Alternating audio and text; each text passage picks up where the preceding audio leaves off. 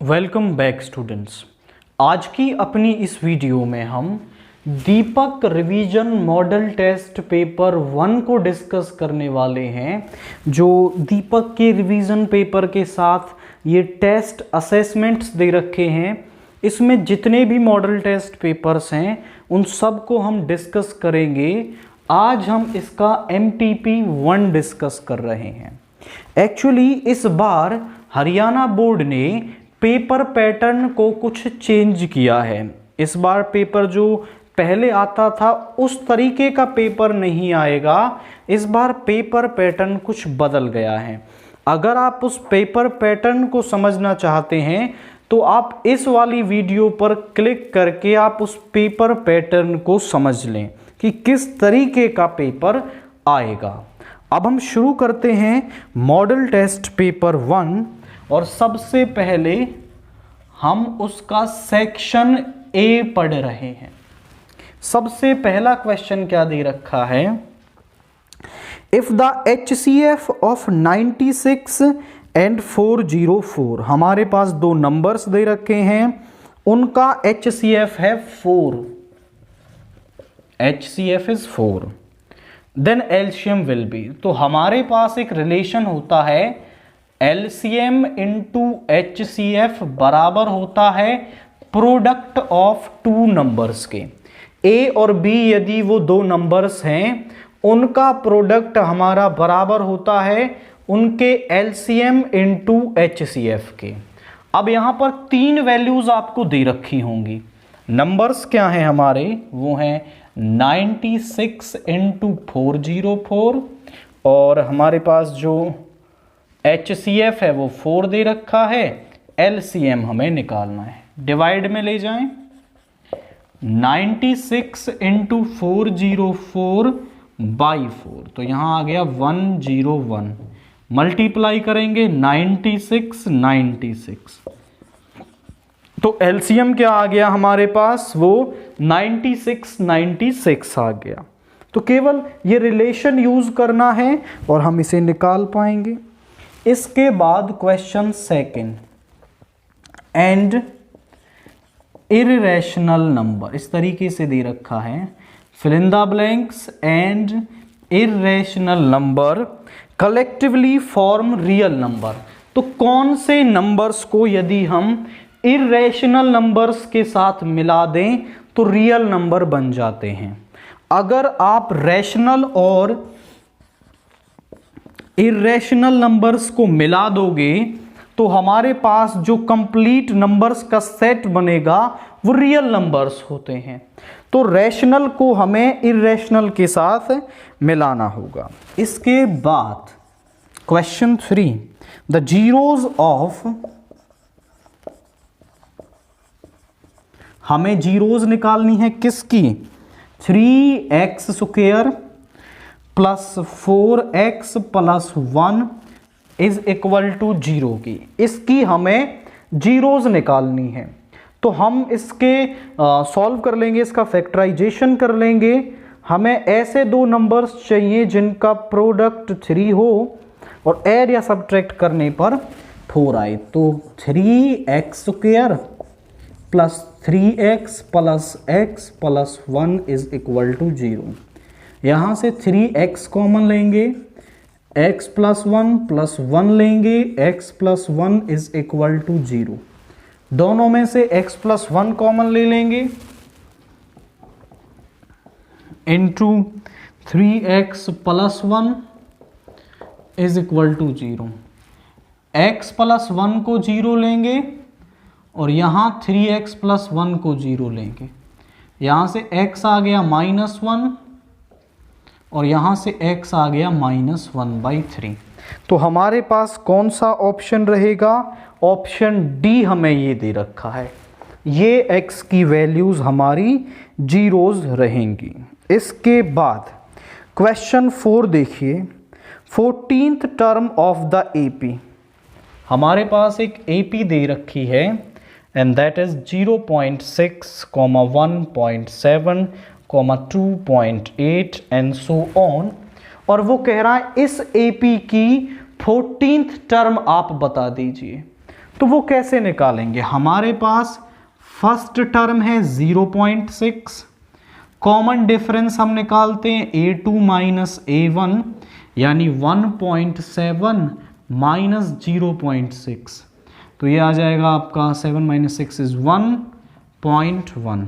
हमें निकालना है 14th टर्म यानी कि A14, इसको मैं लिख सकता हूं A प्लस 13D, A की वैल्यू है 0.6, 13 इंटू 1.1, 0.6 प्लस 13 1 जा 13 और यहाँ पे आ गया 1 कैरी 1, तो ये आ गया 14.3।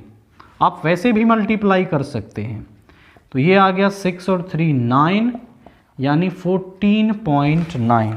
तो आपकी जो 14th टर्म है वो रहेगी 14.9। इसके बाद क्वेश्चन 5 क्या कह रहा है? Roots of x square minus 5x plus 6 is equal to 0। X square minus 5x plus 6 is equal to 0। इसके रूट्स क्या होंगे ये हमें बताना है। तो इसके रूट्स निकालने के लिए हम करते हैं, हमें दो नंबर चाहिए जिनका प्रोडक्ट 6 आए और ऐड या सब्ट्रैक्ट करने पर -5। तो वो नंबर्स हैं -3 और -2। दोनों को मल्टीप्लाई करेंगे तो प्लस का 6 और ऐड करेंगे तो -5। बस सॉल्व कर लो। x into x minus 3 -2 common लेंगे तो ये प्लस का और ये माइनस का हो जाएगा। x माइनस 3 दोनों में से कॉमन ले लिया, यहां आ गया x minus 2 is equal to 0। यहां से x आएगा 3 और यहां से आएगा 2, तो ये हमारे पास इसकी जीरोज आ रही हैं। केवल फैक्टराइजेशन से उसे सॉल्व करना है। क्वेश्चन 6 देखिए, the distance of the point from origin, मतलब हमें -4,5 का डिस्टेंस निकालना है ओरिजिन यानी 0 0 से। अगर हमारे पास दो point x1 y1 x2 y2 दे रखे हैं, लेट्स से दियाज AB, तो AB डिस्टेंस किसके बराबर होती है? वो होती है x2 माइनस x1 का square plus y2 minus y1 का स्क्वायर। ये हमारे पास AB डिस्टेंस होती है। अब यहां ये फॉर्मूला लगाएंगे तो 0 माइनस ऑफ -4 का स्क्वायर प्लस 0 माइनस 5 का स्क्वायर, तो -4 ये प्लस का 4 हो जाएगा, 4 का स्क्वायर 16 माइनस 5 का स्क्वायर 25, तो यहां आ जाएगा √41 यूनिट्स। √41 यूनिट्स ये हमारे पास क्या आ रही है? इस पॉइंट की ओरिजिन से डिस्टेंस आ रही है और ये ऑप्शन आपको नहीं दे रखा है। तो मतलब इस क्वेश्चन के जो ऑप्शंस हैं उनमें मिस्टेक है, आपका आंसर √41 यहां पर रहेगा। इसके बाद क्वेश्चन 7 देखिए क्या कह रहा है? ABC and DEF are similar, which similarity criteria is used? हमारे पास जो ABC ट्रायंगल है एक तो इस तरीके से, और ये वाला एंगल 30 डिग्री दे रखा है, ये वाला एंगल 60 डिग्री दे रखा है, और एक दूसरा ट्रायंगल है DEF,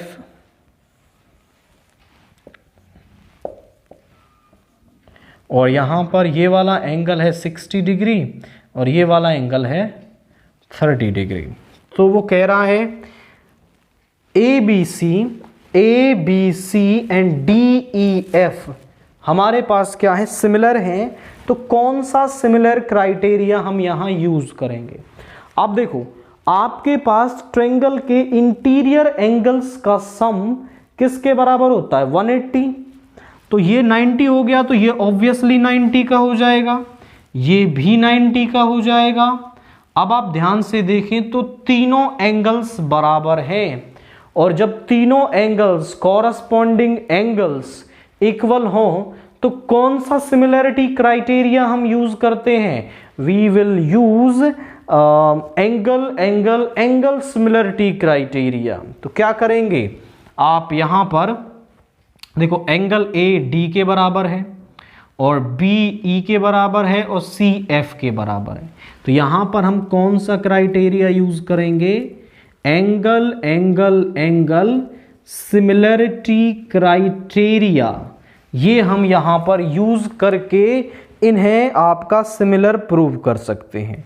वो आपसे सिमिलर करने के लिए नहीं कह रहा है, वो ये पूछ रहा है कि कौन सा सिमिलरिटी क्राइटेरिया आप यूज करोगे। इसके बाद क्वेश्चन 8 आपसे क्या कह रहा है?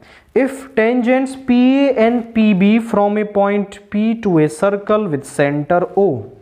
हमारे पास एक सर्कल है जिसका कि सेंटर O है और बाहर किसी P पॉइंट से दो टेंजेंट्स इस पर डाली गई हैं at the point A and the point B। और फिर वो कह रहा है आपसे कि ये जो दोनों टेंजेंट्स जहां मिलती हैं वो वाला एंगल हमारा कितना है? वो 80 डिग्री पूरा दे रखा है। तो आपको ये बताना है कि यहां पर ये वाला एंगल कितने का होगा। तो यहां देखो, ये पॉइंट ऑफ कांटेक्ट है, तो यहां 90 डिग्री का एंगल बनता है और यहां पर भी 90 डिग्री का एंगल बनेगा। और ओरिजिन से और यहां इस पॉइंट पर डाली जाने वाली जो लाइन है वो इस एंगल को बराबर हिस्सों में बाइसेक्ट करती है। तो ये ऊपर वाला भी 40 का हो गया और नीचे वाला भी 40 का हो गया, ये 90 का है। अब नाउ इन ट्रायंगल AOP हम ले लेंगे तो इन तीनों एंगल्स का सम 180 होगा। 40 degree plus 90 degree plus POA किसके बराबर होगा? 180 डिग्री के बराबर होगा बाई एंगल सम प्रॉपर्टी कि ट्रायंगल के तीनों इंटीरियर एंगल्स का जो सम है वो 180 होगा। सो एंगल POA इज, ये 130 इधर ले जाएंगे, सो दिस इज 50 डिग्री। तो एंगल POA जो है वो कितना होगा हमारे पास? वो यहां पर 50 डिग्री होगा। तो बस ये आपको पता होना चाहिए कि ओरिजिन से जब यहां हम एक लाइन डालते हैं तो वो इस एंगल को दो बराबर हिस्सों में बाइसेक्ट करती है और वो बाइसेक्ट करने के बाद ये 40 का हो गया। एंगल सम प्रॉपर्टी लगाओ और एंगल निकाल लो। अब क्वेश्चन 9 देखिए। The sum of the either pair of the opposite angles of a cyclic quadrilateral is। एक साइक्लिक क्वाड्रिलेटरल हमारे पास है। साइक्लिक क्वाड्रिलेटरल क्या होता है? एक ऐसा क्वाड्रिलेटरल जो एक सर्कल के अंदर बनाया जाता है उसे हम साइक्लिक क्वाड्रिलेटरल कहते हैं। और वो कह रहा है कि सम ऑफ आइदर पेयर, मतलब एक तो देखो ये दोनों अपोजिट हैं, या तो ये दोनों का पेयर ले लें, एक ये दोनों अपोजिट हैं, या इन दोनों का पेयर ले लें, तो जो इनका सम है वो कितना होता है? वो सम होता है 180 डिग्री। ये एज अ थ्योरम आप कह सकते हो। एक क्वेश्चन भी है जहां पर हम इनके सम को 180 डिग्री प्रूव भी करते हैं। यहां हमें प्रूव नहीं करना है, केवल बताना है कि जो इनका सम है वो 180 डिग्री होगा। इसके बाद क्वेश्चन 10 देखिए। वो कह रहा है which of the following statement is false. पहली आपको दे रखी है tan 90 माइनस थीटा किसके बराबर होता है? cot थीटा के, और यही दे रखी है मतलब सही है। बी हमें दे रखा है cot 90 माइनस थीटा, ये हमारा होता है tan थीटा, और आई थिंक यही हमें दे रखा है तो ये भी सही है। सी हम देखेंगे, sec 90 माइनस थीटा किसके बराबर होता है? cosec थीटा के, और यही दे रखा है। डी cosec 90 माइनस थीटा किसके बराबर होता है? sec थीटा के, और ये हमें शायद sec नहीं दे रखा है, यहां दे रखा है sin, तो यही गलत हो गया। यहां sec आना चाहिए था, sin दे रखा है, तो यही गलत है आपका। इसके बाद क्वेश्चन 11 देखिए। If sin A is equal to 5/13 है, तो वो कह रहा है sec A निकालिए। अब आप जानते हैं कि PBP ओवर HHB साइन क्या होता है? परपेंडिकुलर ओवर हाइपोटेनियस होता है। साइन किसके बराबर होता है? Perpendicular over hypotenuse. यहां से परपेंडिकुलर हम लें तो वो आ जाएगा सम 5k और h आ जाएगा 13k। आप पूछें सर ये k क्यों लिया, हम डायरेक्ट 5 या 13 नहीं ले सकते? तो आप समझें, मैं आपसे कहूं कि भाई x1 अपॉन y1 आपका है 5/10, और ये 5 से कैंसिल हो जाएगा, आप इसे लिखोगे 1/2, तो आपको ये आंसर मिल रहा है 1/2। अब आपको क्या पता ये 1/2 कैसे आया है? भाई हमें क्या पता कि ये 1/2 ही था या फिर 5/10 था, कैंसिल होके 1/2 बना है। मतलब इसमें मैं 5 से मल्टीप्लाई करूं तो वापस वही टर्म बन जाएगी। तो हम यहां पर एक k नंबर ले लेते हैं, जब हमें रेशो दे रखा हो तो हम ये मानते हैं कि कुछ वैल्यू रही होगी और वो कैंसिल होके तब 5/13 बनी है।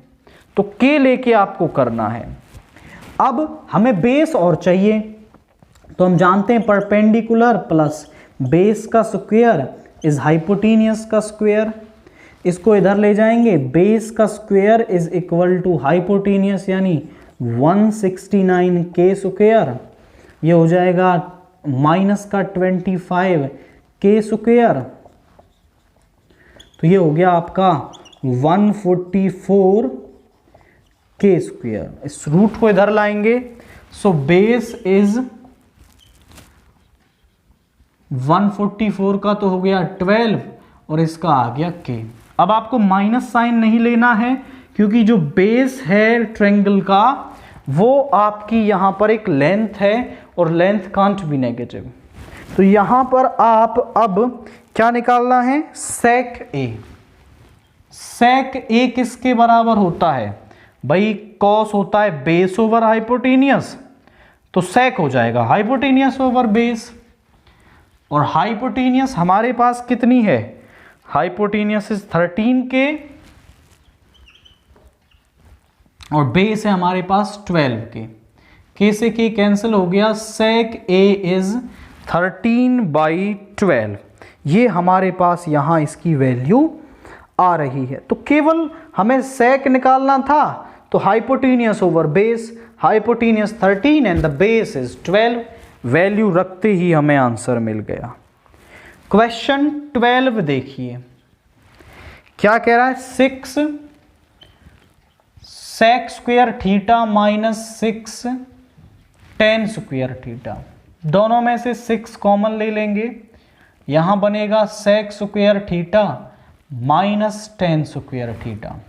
और sec square theta minus tan square theta हमारे पास होता है 1, तो यहां पर वैल्यू आ गई 6। तो क्वेश्चन 12 का जो आंसर है वो हमारे पास 6 आ गया। 13 देखिए, 13 area of major sector of angle theta of circle with radius r is, मतलब हमें एक सर्कल दे रखा है, उसके सेक्टर जिसका की जो एंगल है वो थीटा है, उसकी हमें वैल्यू निकालनी है जब रेडियस r है। तो उसका एरिया ऑफ सेक्टर क्या होता है? एरिया ऑफ सेक्टर हमारे पास होता है theta by 360 into pi r का स्क्वायर। ये हमारे पास उसके सेक्टर का एरिया होता है। इसके बाद क्वेश्चन 14 देखिए क्या कह रहा है, what will be the area of sector of a circle of radius 21 centimetre and that subtends an angle of 60 degree at the centre. उसकी जो रेडियस है वो 21 सेंटीमीटर है और थीटा वहां 60 डिग्री दे रखा है और एरिया ऑफ सेक्टर निकलवा रहा है, यहां पुट कर दो तो वो आएगा 60/360 इंटू पाई यानी 22/7 यूज कर लेंगे, आर का स्क्वायर यानी 21 इंटू 21। 6 से 6 टाइम्स, 7 से 3, 3 से 2, 2 से 11, तो यहां आ गया 231 सेंटीमीटर स्क्वायर। ये हमारे पास क्या रहेगा, इसका आंसर रहेगा। क्वेश्चन 15 देखिए क्या कह रहा है, the radius of the base of a cylinder is 2.1 and height is 5, then the volume is. Base दे रखा है, बेस रेडियस, और हाइट दे रखी है, वॉल्यूम निकालनी है। रेडियस हमारे पास होती है 2.1 सेंटीमीटर दे रखी है and height is 5 centimetre. Volume of cylinder का फॉर्मूला क्या होता है हमारे पास, वो होता है पाई आर स्क्वेयर एच, ये होती है वॉल्यूम ऑफ सिलेंडर। अब क्योंकि जो ऑप्शंस हैं आपको उसमें पाई दे रखा है, पाई को सॉल्व नहीं किया है, तो आप पाई को सॉल्व मत करना, इसको ऐसे ही रहने देना। तो यहां पर क्या हो जाएगा, पाई आर स्क्वेयर एच, तो पाई तो रहने दो, आर का स्क्वायर यानी 21/10, 21/10 एंड दिस इज 5। तो यहां 21 इंटू 21 होगा 441 इंटू 5, ओके 441 या 414, let me multiply, this is 441। अब 5 से मल्टीप्लाई और कर लो,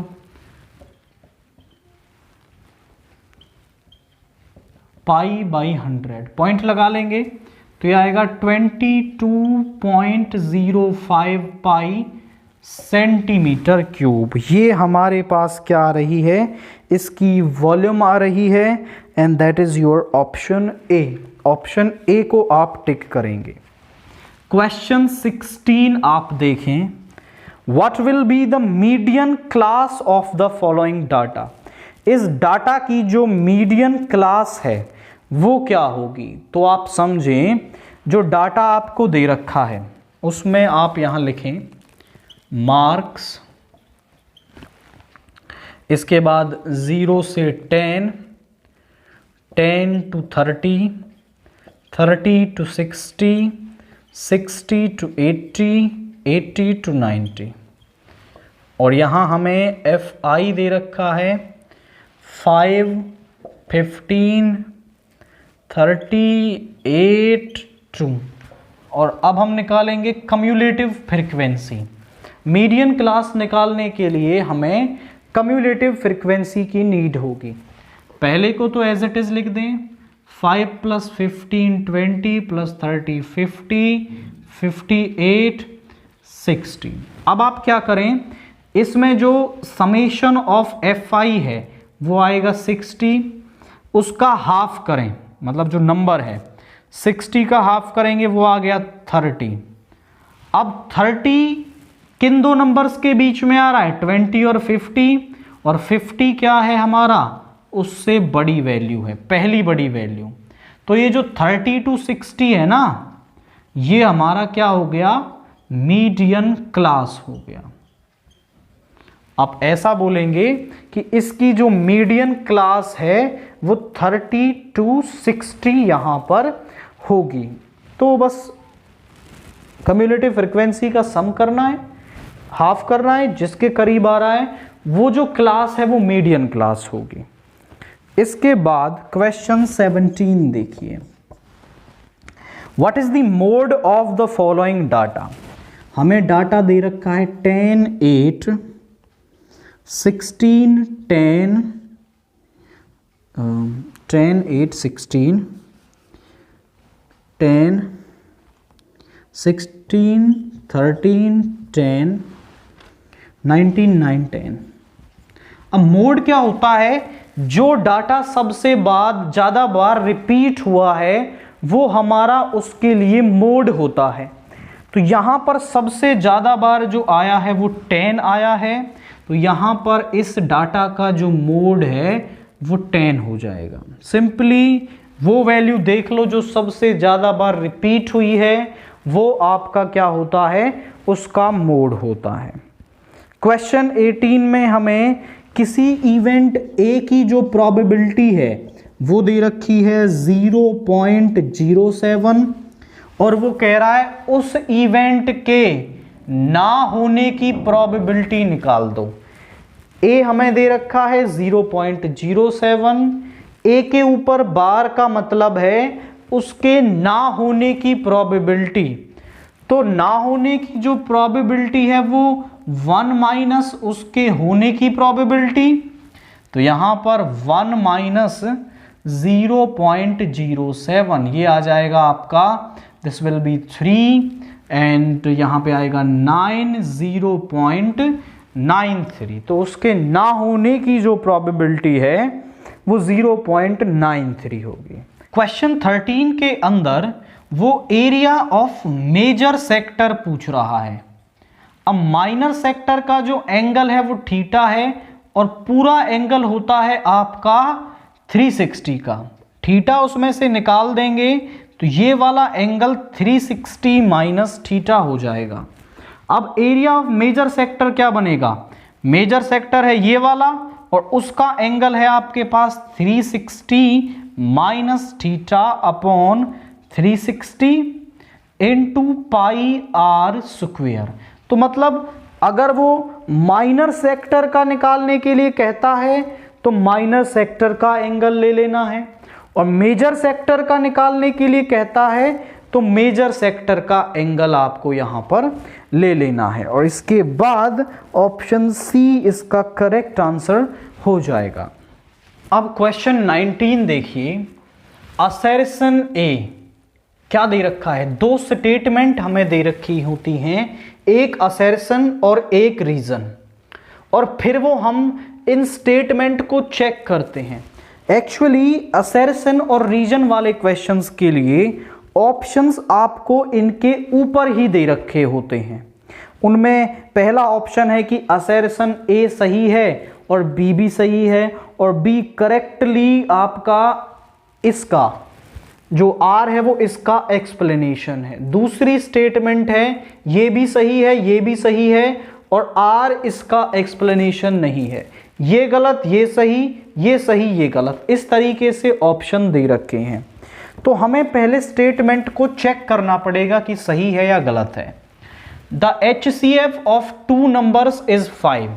उनका जो HCF है वो 5 है, बहुत बढ़िया। एंड देयर प्रोडक्ट इज 150, और उनका जो प्रोडक्ट है वो 150 है। Then LCM is 40। हमारे पास हमें पता है LCM इंटू HCF जो है वो प्रोडक्ट ऑफ नंबर्स के बराबर होता है। प्रोडक्ट है हमारे पास 150, HCF है 5, LCM निकाल लेंगे तो LCM आएगा 150/5 यानी कि 30, और ये कह रहा है 40।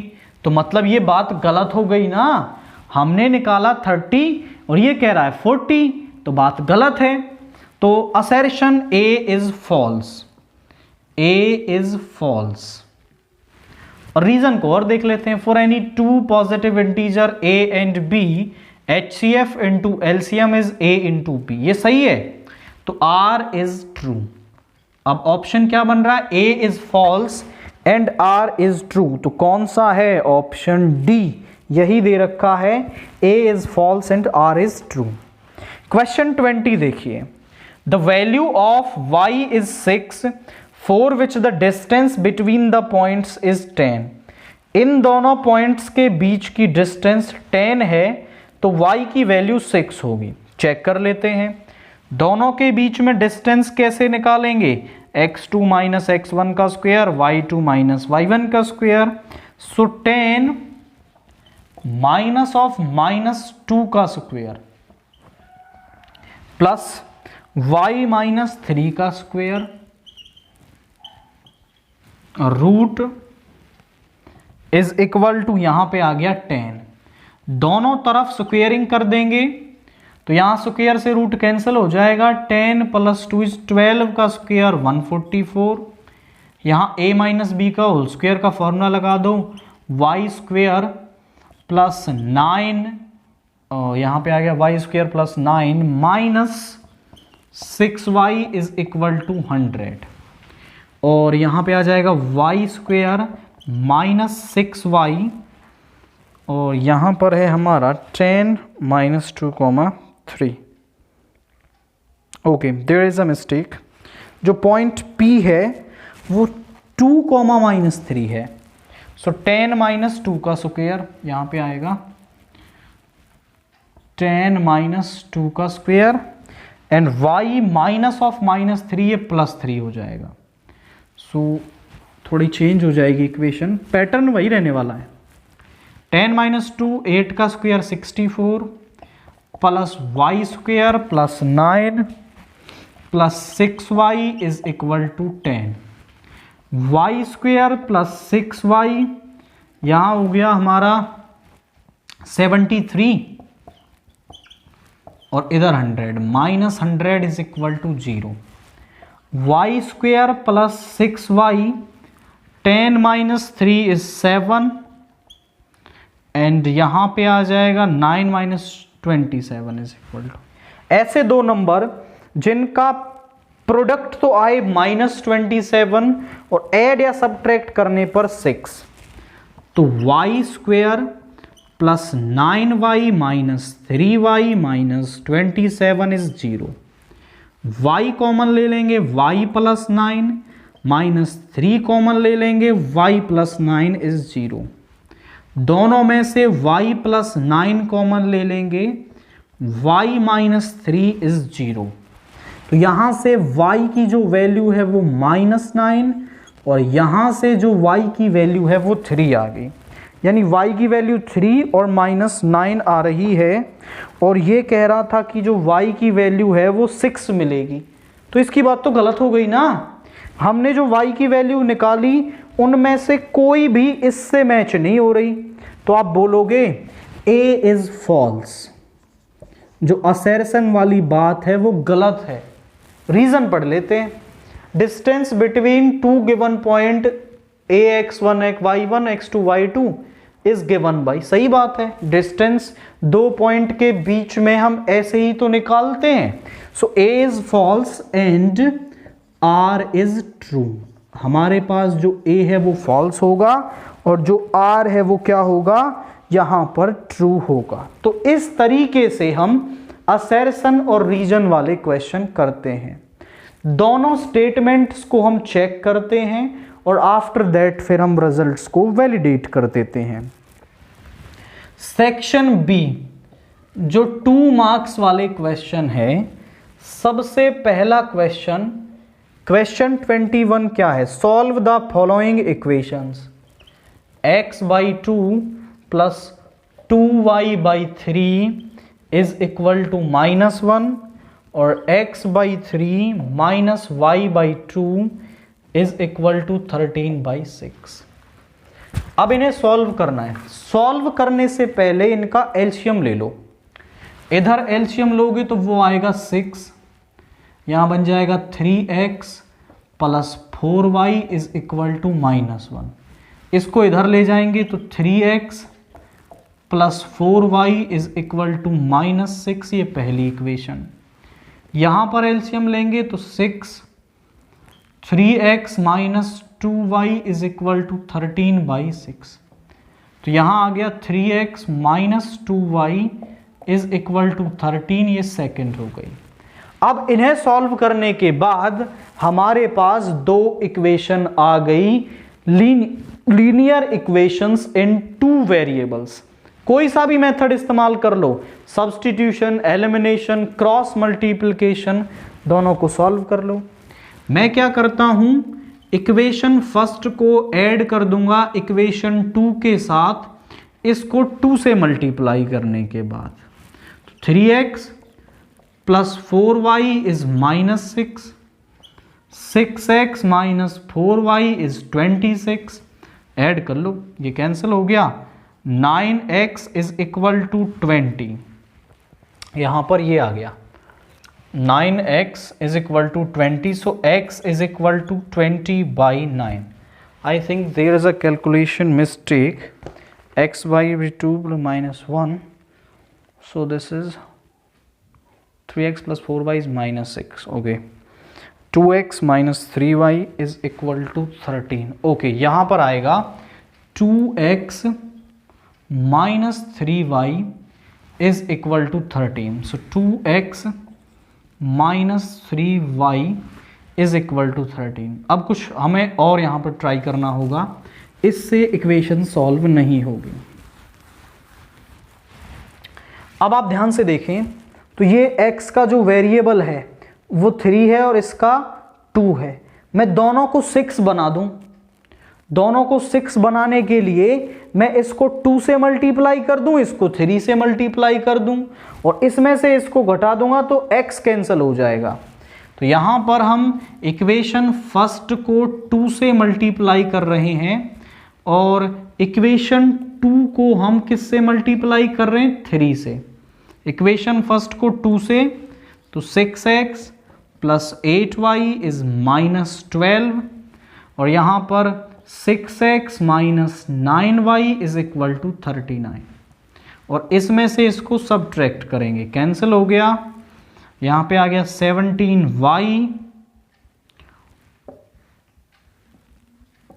-51, सो y इज -3, इधर लाएंगे -3 बचेगा, put y is equal to -3 in first में डाल देंगे, 3x यहां पे रखोगे -y तो -12 is equal to -6, 3x -6 plus 12, यहां पे आ गया आपका 6, 3 से 2 टाइम, x की वैल्यू 2 आ गई, तो x की वैल्यू 2 है और y की वैल्यू -3 है।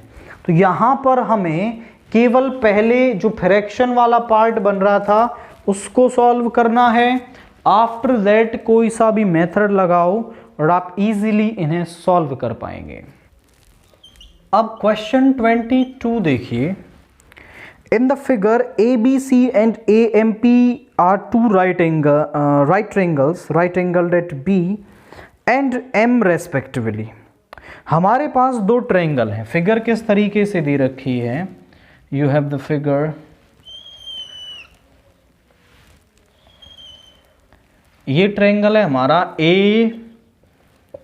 ABC और इसी को थोड़ा एक्सटेंड करके यहां से this is P and M, ये दो राइट एंगल ट्रायंगल्स हैं हमारे, ABC जो B पर राइट एंगल है, AMP जो M पर राइट एंगल है, और वो कह रहा है प्रूव दैट जो ABC है वो इसके सिमिलर है। तो गिवन क्या है, हमें गिवन लिख देते हैं पहले हम, angle B is 90 degree and angle M is also 90 degree, ये दे रखा है हमें। टू प्रूव क्या करना है हमें, प्रूव करना है ट्रायंगल ABC जो है वो सिमिलर है ट्रायंगल AMP के, ABC इस वाले ट्रायंगल के सिमिलर है। तो सिमिलर प्रूव करने के लिए हम यहां कोई भी कंसेप्ट लगा सकते हैं, SAS लगा सकते हो आप, यहां SSS लगा सकते हो, या फिर आप एंगल लगा सकते हो। अब ध्यान से देखें तो मैं यहां एंगल सिमिलरिटी लगाऊंगा। एंगल B जो है वो एंगल M के बराबर है क्योंकि दोनों ही 90 डिग्री के हैं, एंगल B और M बराबर हो गए, एंगल A बराबर होंगे दोनों में, बिकॉज कॉमन, दोनों में कॉमन आ रहा है तो दोनों में ऑब्वियसली बराबर होगा। और बाई एंगल सिमिलैरिटी क्राइटेरिया हम क्या कह सकते हैं, triangle ABC is similar to triangle AMP। बस इतना करना है, ये सिमिलैरिटी क्राइटेरिया लगा दो और काम हो जाएगा। अब इसके बाद इसके और वाला पार्ट देखिए, in the adjoining figure, figure में बना देता हूं, किस तरीके से फिगर दे रखी है, इस तरीके से।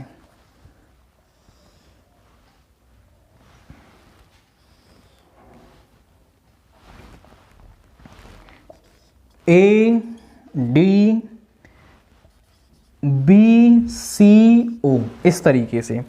और हमें दे क्या रखा है यहां पर, हमारे पास गिवन भी है data, OA over OC is equal to OD over OB, ये हमें दे रखा है।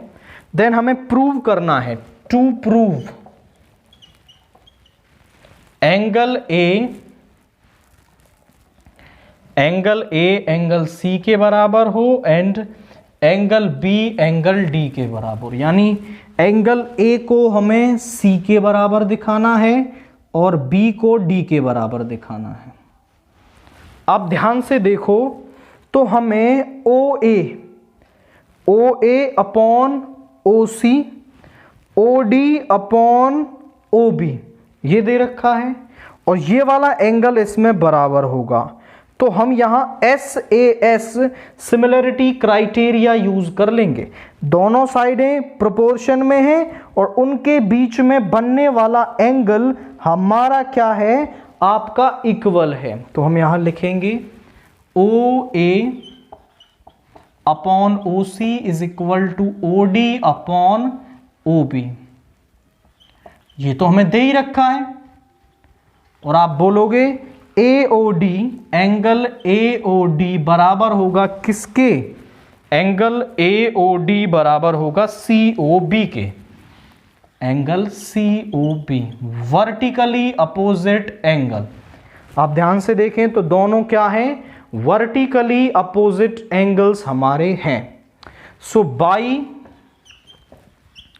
SAS similarity criteria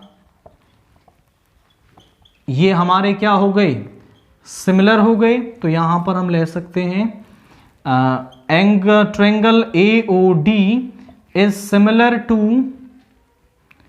triangle COB। अब अगर दो ट्रायंगल्स हमारे पास सिमिलर हों तो उनके कॉरस्पॉन्डिंग एंगल्स इक्वल होते हैं। तो एंगल A एंगल C के बराबर होगा and angle B angle D के बराबर होगा, और यही हमें यहां बस करना था। तो अल्टीमेटली इन दोनों को सिमिलर प्रूव करना है एंड फिर आप उसे कर पाएंगे।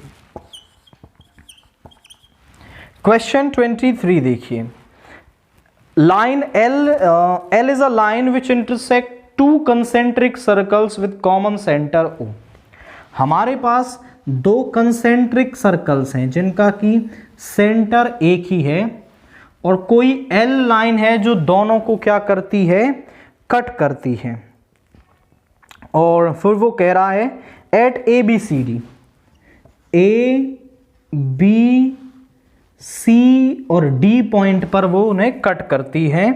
तो हमें प्रूव करना है AB is equal to CD, ये वाली लेंथ इस वाली लेंथ के बराबर होगी। यहां इसका कहीं सेंटर होगा O, सेंटर से हम एक परपेंडिकुलर डाल लेंगे। आप इसमें पहले गिवन लिख लो, गिवन क्या है, गिवन तो इसमें कुछ खास नहीं दे रखा है, आपको इसमें कुछ नहीं दे रखा, बट यहां पर आप कुछ कंस्ट्रक्शन कर लो। इसमें पहले तो टू प्रूव बता दो क्या करना है प्रूव। AB को हमें CD के बराबर दिखाना है, we have to show AB is equal to CD, हमें बराबर दिखाना है। तो उसके लिए हम कुछ कंस्ट्रक्शन कर रहे हैं। क्या, we draw a perpendicular OM from O to line L, मतलब इस O पॉइंट से इस लाइन L पर हम एक परपेंडिकुलर ड्रा कर रहे हैं। अब आप समझें कि ये सेंटर इस अंदर वाले सर्कल का भी है और बाहर वाले सर्कल का भी है।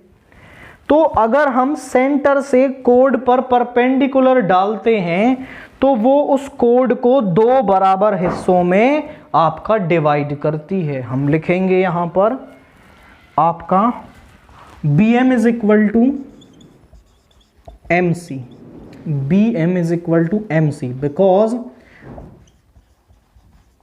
Perpendicular from centre to code divides the code, आप यहां लिख देना divides the code in two equal parts, इस तरीके से। अब आप ध्यान से देखें तो BC इस छोटे वाले सर्कल के लिए कोड है और जो AD है वो इस बड़े वाले सर्कल के लिए कोड है। तो ये परपेंडिकुलर इस AD को भी दो बराबर हिस्सों में बांटेगा। So AM is equal to MD, AM is equal to MD, ये है AM जो है वो MD के बराबर होगा। अब मैं दोनों में से BM सब्ट्रैक्ट कर सकता हूं, AM minus BM is equal to MD minus BM। और हमने अभी पढ़ा कि जो BM है वो MC के बराबर है, तो BM को मैं लिख सकता हूं MC, इसको मैंने लिख लिया MC। अब मैं AM में से BM घटा रहा हूं, इस पूरे में से ये हिस्सा निकाल रहा हूं, तो बचेगा क्या AB। MD में से मैं MC निकाल रहा हूं, तो बचेगा क्या CD। और यही हमें प्रूव करना था कि जो AB है वो CD के बराबर है। इसके बाद क्वेश्चन 24 देखिए क्या कह रहा है हमसे। 2 10 30 अपॉन 1 माइनस 10 स्क्वायर 30 जो है वो चारों ऑप्शंस में से किसके बराबर होगा। तो इसको सॉल्व करने के लिए हम पहले यहां वैल्यू पुट कर देंगे और निकाल लेंगे। 10 30 की वैल्यू होती है हमारे पास 1/√3, 1 माइनस 1/√3 का स्क्वायर। यहां आ गया 2/√3, 1 माइनस 1/3, एलसीएम ले लेंगे तो ऊपर चला जाएगा ये 2/√3, 3/2, 2 से 2 कैंसिल हो गया और 3/√3, इस 3 को मैं लिख लूंगा √3 इंटू √3 कैंसिल हो गया, बचा √3। इस पूरी टर्म को सॉल्व करने से वैल्यू आ रही है √3। अब आप अपने ऑप्शन चेक कर लो किसकी वैल्यू √3 होती है।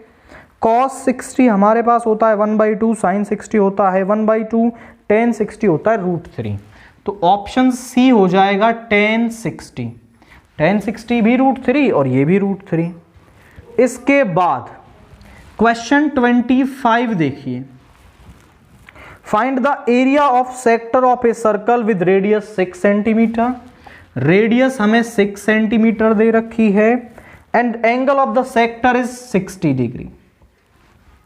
इस तरीके से हमें एक सेक्टर का 60 डिग्री दे रखा है और रेडियस 6 है।